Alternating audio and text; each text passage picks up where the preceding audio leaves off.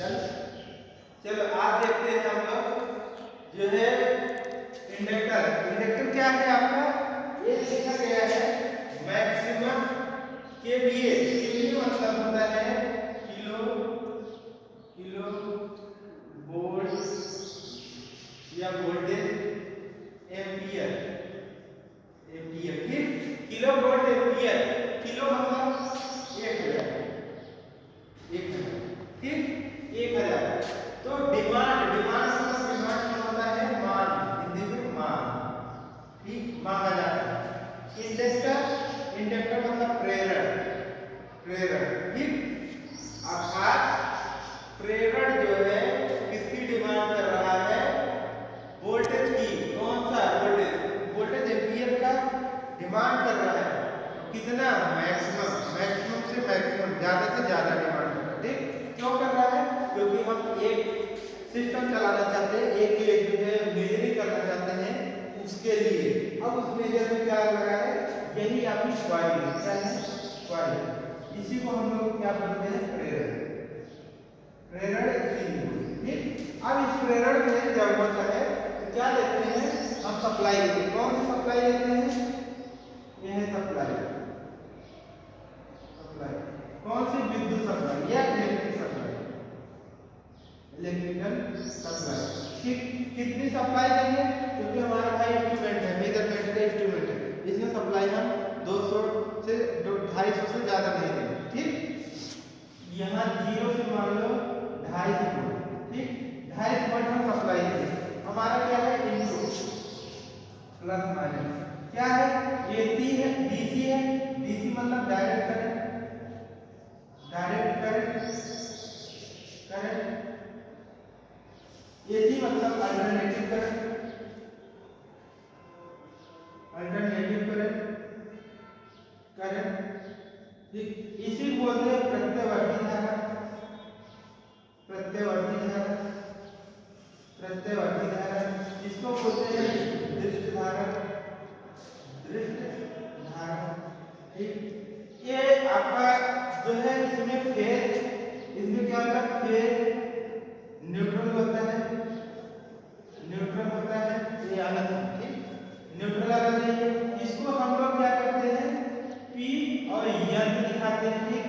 इसमें क्या है, इसी में अल्टरनेटिव में क्या होता है, सिंगल फेज होता है, सिंगल फेज, हाई मतलब फेज, सिंगल फेज होता है ठीक। इसी में आपका टू फेज होता है, टू फेज होता है, थ्री फेज होता है ठीक। हम ज्यादा करके यूज करते हैं सिंगल फेज, क्या करते हैं, सिंगल फेज। घरों की वायरिंग, घरों की वायरिंग होती है, घरों की wiring, home wiring, home wiring, home wiring क्या होती है, सिंगल फेज होती है ठीक। और हम इसका यूज नहीं हो पाता, इसका यूज नहीं होता। क्यों नहीं होता है, क्योंकि आपको पता है कि हम जब किस तरीके से बनाते हैं फिगर, आप लोग पढ़ेंगे सेकेंड ईयर में, लेकिन नहीं चलता है तो इस तरीके से साइकिल बनता है आर वाई बी। तो इसमें क्या है, एक फेज नहीं रहता, एक फेज नहीं रहता है। इस क्या हो जाता है, पूरा 270 हो जाता है, ये टोटल 270 हो जाता है, 270 और ये 120, यानी 300 जब होता है तो ये अनबैलेंस हो जाता है। जब अनबैलेंस होता है, इसीलिए अनबैलेंस का जो है, अनबैलेंस होने के कारण हम टू फेज का यूज नहीं करते ठीक। क्यों नहीं करते, अनबैलेंस होने के लिए, अनबैलेंस फेज आपका आर वाई बी है, आर वाई बी नहीं, केवल आर वाई है, तीन फेज में से एक फेज नहीं रहता, इसलिए अनबैलेंस हो जाता है, तभी हम इसका यूज नहीं करते टू फेज। फिर आगे चलते हैं, आर वाई बी किस तरीके से मिलता है थ्री फेज में, 120 120, तो इसका हम यूज थ्री फेज में करते हैं। थ्री फेज में हम मोटर, थ्री फेज में मोटर, जनरेटर आज इस तरीके से चलाने के लिए करते हैं ठीक। और सिंगल फेज के लिए हम घरों में यूज करते हैं, लाइट, फैन, सबमर्सिबल, इस तरीके से करते हैं ठीक। सिंगल फेज का भी मोटर आता है, उसमें हम कैपेसिटर यूज करके उसका जो है कैपेसिटर यूज करके जो है यूज करते हैं वोल्टेज को बढ़ाने के लिए, वोल्टेज ठीक। एक अब हमने इसको यहाँ से बताया इसका कहानी ठीक। अभी इसके और बहुत है, ठीक है, लेकिन हम आगे ले जाते हैं। डीसी को हम हमेशा प्लस माइनस से दिखाएंगे, प्लस माइनस। डीसी हमारा जो है एक जनरेटर से यूज करते हैं, एक जनरेटर से पैदा किया जाता है और एक बैटरी से यूज करेंगे, बैटरी से, ठीक। बैटरी किससे बनती है? सेल से बनती है। किससे बनती है? सेल से, ठीक। सेल का सिंबल है आपका इस तरीके से, इस तरीके से, और बैटरी का सिंबल है आपका कई सेल मिला के इस तरीके से बनाते हैं, ठीक। अब समझ में आया? इसमें कोई दिक्कत नहीं है। अब हम आगे चलते हैं, सप्लाई हो गई, अब आगे चलते हैं। तो हमारा ये हीटर है, क्या है? हीटिंग एलिमेंट, अर्थात जब सप्लाई जाएगी इसमें तो इसके कॉइल के अंदर हीटिंग उत्पन्न होगा।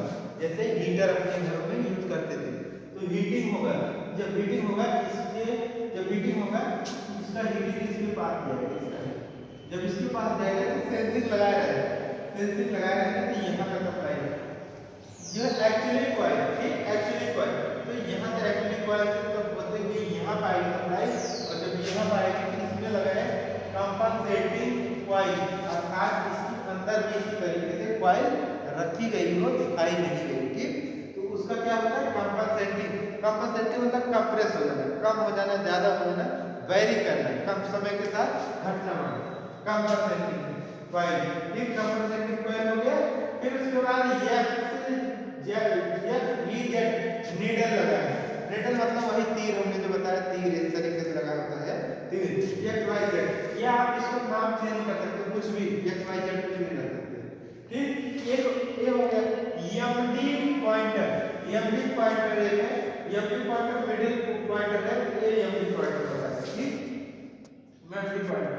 और ये जो इसके ऊपर 0 हो गया, 10 हो गया, 20 हो गया, 30 हो गया, 40, 50, 60, 70, ठीक। इस तरीके से जो इसको माप दिया गया है इसको बोलते हैं स्केल या मापनी, ठीक। इस तरीके का प्रयोग हम करते हैं इसमें, अर्थात